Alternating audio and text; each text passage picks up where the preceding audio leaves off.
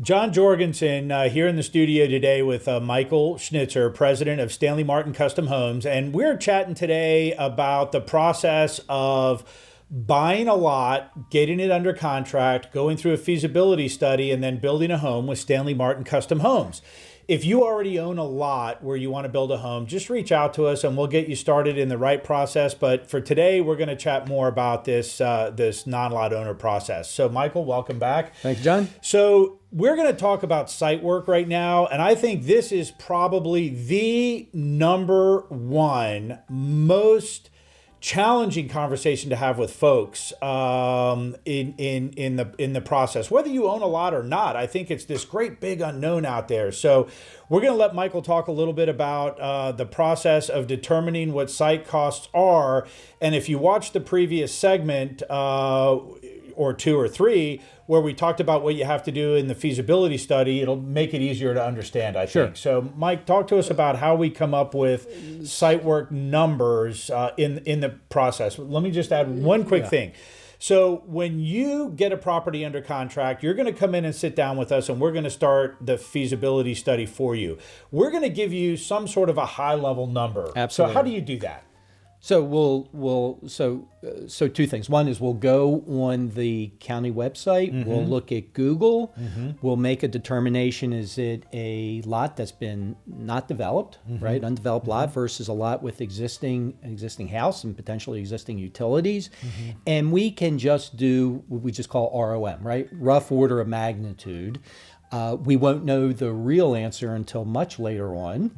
Mm-hmm. We certainly will get a more refined number when I do a site visit, an actual site visit, but we'll be able to, so if we see a lot and it has, or a property, and it has no trees, right, mentally, you and or I would say, okay, well, from a tree category perspective, this is going to be pretty easy, right? Not that we may not have to do tree protection fence for adjacent lot trees, but in terms of removing trees, that cost factor may be zero. Mm-hmm. So it's really just getting some kind of mental awareness of the lot and some of the conditions. We will easily be able to determine, is it 80,000? Is it 100? Is it 200,000? Right. And there are a lot. I mean, you can drive a bus through a rough order of magnitude site cost. Right. Because there are just so many factors that get into it that are unknown at the beginning of the process, right? Whether it's permit fees, whether it's impact fees, mm-hmm. It could be sewer and water availability fees. Mm-hmm. Do you have to bring a sewer or water main? Do you have to pay for an extension? So there's so many factors. Mm-hmm. At the end of the day, during the process, mm-hmm. In fact, immediately, once our customer goes into a contingent contract, one of the first steps will be to approve me or authorize me to go visit the site. Right. Why so? Well, first of all, I don't want to ruin a transaction mm-hmm. and go on site and the sell as an unannounced visitor, right? So I want to make sure I have permission to go on the site. Depending on the site, our customers may want to visit the site with me, especially if we're looking at a 20-acre mm-hmm. site. There may be, it's just mm-hmm. a lot more room, mm-hmm. so we can discuss more things. Quite often, if it's an infill site, there's not much. You're certainly welcome to meet with me, but it's not essential. I'll be able to gather the information. But I'm just gathering information to put together an estimate. Right. As a placeholder. The estimate is only an estimate. Mm-hmm. It will be reconciled with actual proposals. You will pay only our costs, but that's not until we get a grading plan or a site plan mm-hmm. that is ready to be submitted to the county for permit. I cannot get subcontractors to go out and visit sites and give us quotes with information in the ether. I need tangible information to provide to them to get a tangible quote. Right. But our customers will absolutely see the actual proposals. They're only paying the Stanley Martin cost. Mm-hmm. Initially, John, you and I both know this. We're certainly not omniscient, but based on knowledge, mm-hmm. we try to over budget for the site cost. Again, overwhelming majority of the time, we do over budget. It can happen where it goes more than budget, but the customer's aware that they're only paying our cost. Right. The nuance here is we're trying to protect our customer from an upside potential during the actual process. So there's nothing worse than we've got the site cost estimate, we've got the house price, we've got the land price, the customer is going into their lender, and 4 months later or 3 months later, whatever the date is, oh geez, the site cost has gone up. Oh guys, couldn't you have budgeted higher? It's just such a more comfortable experience to let the at cost number that you're going to approve drift down than drift up. Right, and let's just kind of get a couple things on the table. So when you are going through this process, you have a loan, you have an amount, you have a budget that you've worked out with your lender. You have also a price of the land now, and we've been working on the house design, and we have the price of the house. So you have to understand the price of the site work. So the three numbers go together to make your total transaction cost. You've got land price, house price, and site work. So we have to start working right away as soon as you get your lot under contract to start uncover what are going to be the costs or the drivers in the site cost. Right. So the first thing we have to do is kick off the feasibility study, right? Absolutely. But we'll be backfilling my initial meeting and visit, and the things that I'm seeing, the different parameters with information. So if you remember, we're not working in a linear fashion. We're working concurrently and feeding information into the overall project. The other thing is, again, we're just talking in generality. The site cost, I will have a contingency factor, right? Again, it's an estimate. There are unknowns. We don't even have a grading plan or a site plan yet. So it would be, at some level, irresponsible not to have a buffer or a contingency. I always tell the customers, I'm going to put in a general contingency. If you want to hedge against any upside, then we can always make the contingency number bigger, because you're only going to pay what the actual costs are. Right. So let's talk about what does this look like. So we've got the property under contract, we've got the feasibility study underway. You may not have. What happens if there's bad soils? How does that play into? So we get the soil. So walk us through that. So we spoke earlier about clay, about water table. So just kind of in general, if you have problem soils, and if it's something that we can build within, vis-a-vis, we're not dealing with water table issues where it almost makes the lot non-buildable, then typically to remediate the soils and to build the house properly, a customer's looking at $40,000, $50,000. Where is that, right? So what we have to do is undercut the basement nominally about 2 feet and get rid of all that clay. First of all, we can't even truck it to another site. It's almost got to go to a landfill. Nobody wants clay soils. It's not buildable, right? You can use it arguably to cap when you grade the yard. It's good for fill dirt just around the yard itself, but you can't backfill with it. You certainly can't have it directly under the foundation. So we've got to put in a geotextile. We've got to put in stone. And it's got to be proctored by the geotech engineer, and there's got to be a report submitted to the county. We do this all the time. So it's not hard. And again, the cost, I would say, generally $35,000, $40,000, $50,000. Obviously, what's the size of the house, right? And that's the volume of stone, and blah, blah, blah we need. So that's a potential big driver, or it could be no driver at all. Right. So you'll go out to the property, you'll prepare a site cost estimate, and then we get the geotech report back, and there's something in that geotech report. So how do you handle the process of communicating that to them? So first the report would be sent to myself and our customer, and then I would immediately schedule a call to review the geotechnical information. So our geotech I'll lead the discussion because I'm going to be talking building, I'm going to be talking price, I'm going to be talking structure, and certainly we want the geotech on the phone call too for you to ask questions and for him to add some clarity potentially. Right.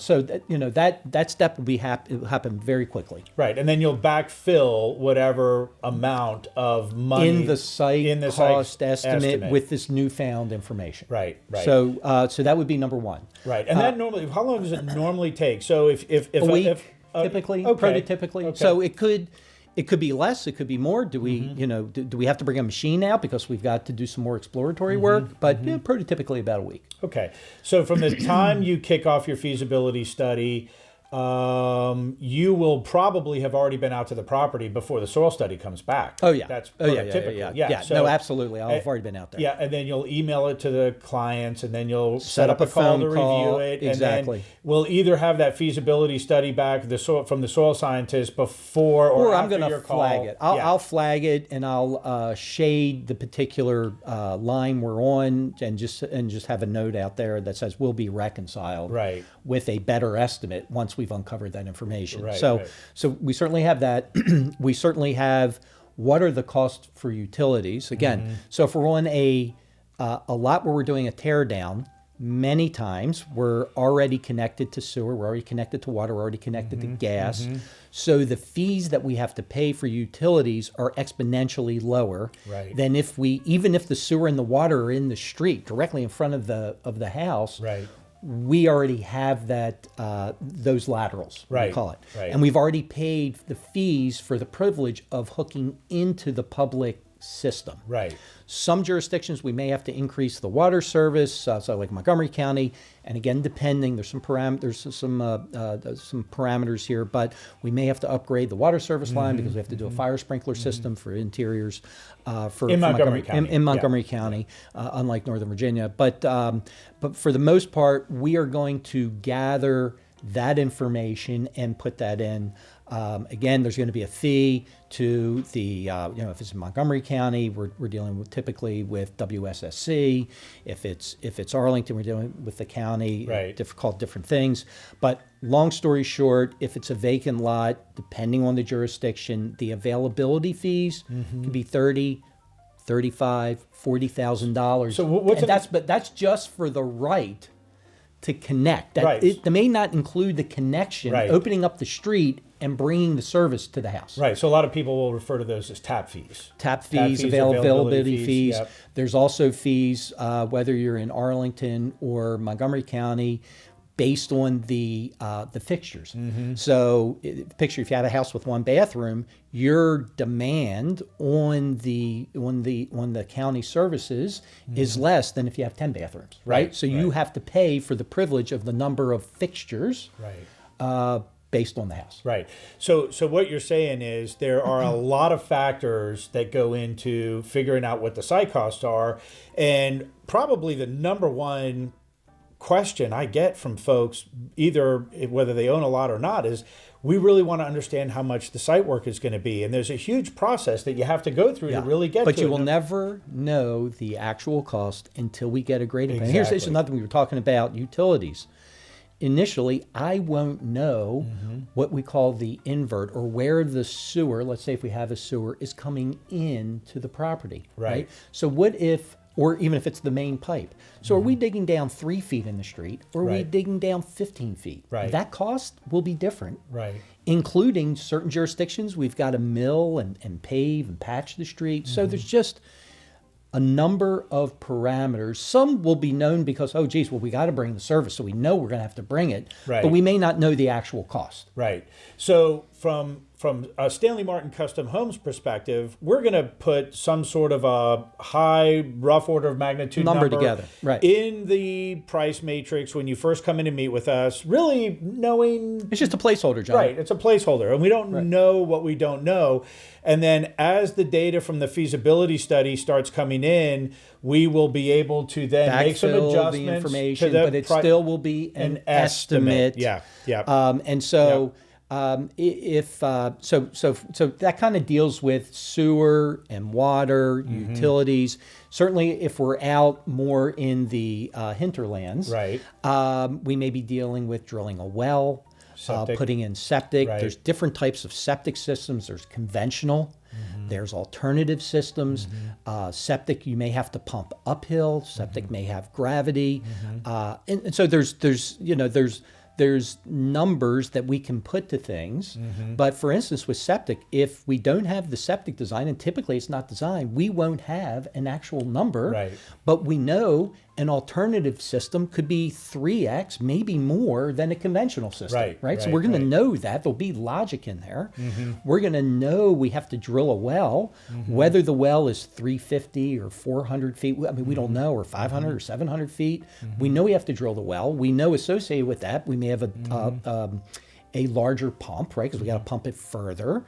We know that we may have filters. And by the way, we may not know the value of the water, whether it's pH value or the iron content, until much later.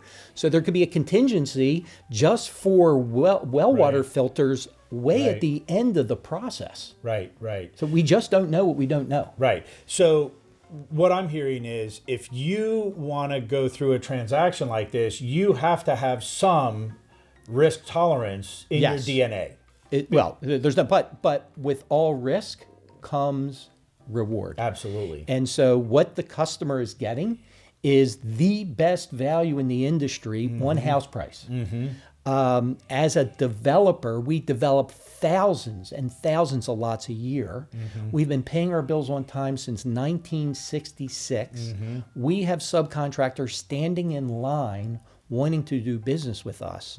So for every aspect of site cost, regardless of the estimate I use, you can feel well assured that the cost, the proposal, the actual proposal you get from us will be less than anybody else in the industry because of our buying power. And because when markets change, we will still pay you.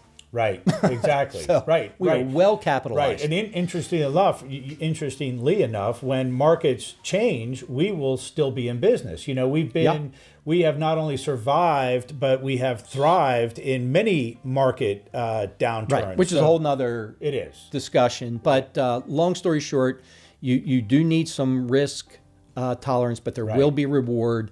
And again, you talk with your realtor, but typically the day you take possession of the new home, you should see some instant equity. Yeah. Right?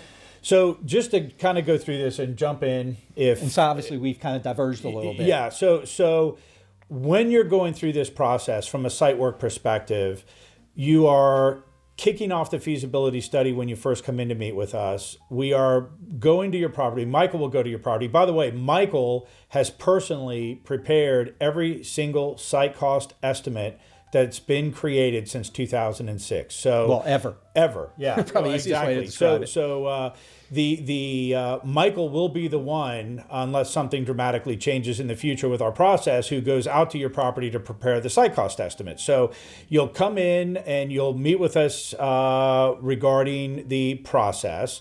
You'll go into a contingent contract. Michael will go out to the property. He'll prepare the site cost estimate. We will get results of the feasibility study. We'll interact with our geotech, our engineers, maybe even the professionals who are pulling the title work. Whatever comes up, we're going to interact with them, and we're going to adjust this site cost estimate as you go through the sales phase with us. And then at some point, you're going to remove your contingency on the transaction, and you're going to remove your contingency on the property that you're buying, and you're going to officially go into the transaction. So we are going to use the data we have to prepare a very conservative and great high-level estimate for you during that sales phase. But Michael, talk a little bit about what happens when the contingency is removed, and now we have this estimate. What steps are the buyers going through to really understand what are the site cost numbers going to be? Sure. So I would say at the highest level, as soon as the customer removes their contingency, we are getting started. So we have to prepare both the building and the grading plan. Both of those plans fuse together. Right.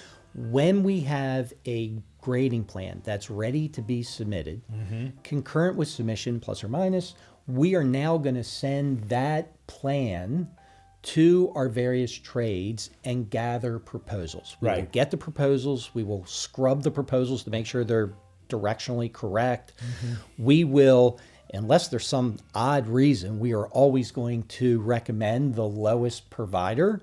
So, and I like to tell our customers this, for every dollar, remember at Stanley Martin Costs, you can save on site is a dollar, 85% of the time is going to the house. We make zero on site. We do have a management fee.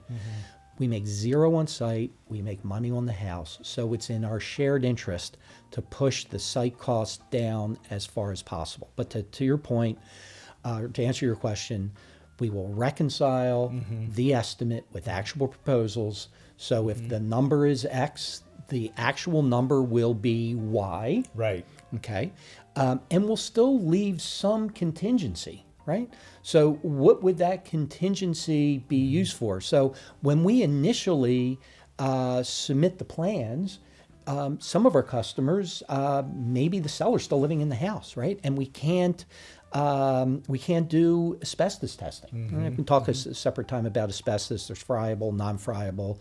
Overwhelming majority of the time, it's non-friable, Right. and there's Not no a real huge- extra not a cost. huge deal, yeah. But so there's some things that we just don't know, right? And we need to leave a cushion. Right. At the end of the day, that contingency will go to zero. And that's it. Okay. So it's estimate during the sales phase, reconciled as you go through the sales phase with the data that we get back from the engineers and the professionals that are doing the feasibility study. Once you remove your contingency, we're going to get actual proposals from subcontractors that will then be reconciled with the estimate. And what we like to see is we like to see that estimate drift down. So it would be our goal to have the estimate be higher than the proposal. That's the way we approach it.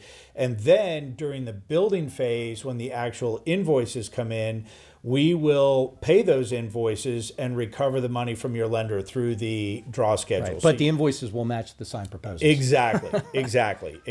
So I think that's a good summary. Is there anything else you can think of that we should add about the? I would just say that regardless of how many times we tell people that it's an estimate, quite often our customers want to drill down and start refining the number. And at a certain point, I just tell the customers, look, we can put whatever number you are comfortable with putting in there.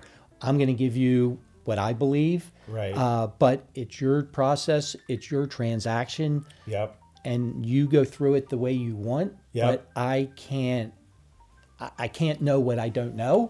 But I do know, building tens of thousands of houses, what is the correct process, and you got to leave room for unknowns. Right. And I'm smiling because it's the number one thing that comes up in our shop every day in for the sales team is we will have the same people over and over 5, 6, 7, 8, 9 times really push on us, trying to get us to make some sort of a comment on, well, maybe the site cost won't be that high or this or that. It's really, you just don't know. You got to go through it. So you got to go through the process. So in closing, I think I'll say Michael and I a couple weeks ago in the studio had a really long conversation. I want to say probably close to an hour about site work for our lot owners. And if you want a link to that video, you can let us know, and we'll shoot it over to you, or you can find it on the website. But then, John, probably the one last thing I would say is, once again, we have the house. We've designed it. Never made any changes. We've got that reconciled number. The customer is going out to the design studio, so we have all the finishes. Now we have this real estimate for the site, and those documents we want to send to the lender. Remember, in the beginning, we sent the lender a plug. We sent the lender the house, just kind of generally speaking. So high now level, here, high level. Now we're giving them kind of the more granular information for lending purposes, and to double check the appraisal. Right.